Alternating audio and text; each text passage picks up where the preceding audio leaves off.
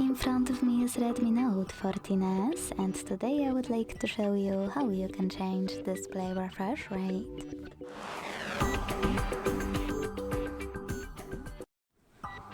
Begin by opening settings and scrolling down to hit display and brightness. Then scroll again to click on the refresh rate and tap on one of those options, default or custom. If you decided to select custom, click on refresh rate below it and click on one of those options. When you finished, go back. Thanks so much for watching. If you enjoyed this video, don't forget to leave a like, comment and subscribe. Bye!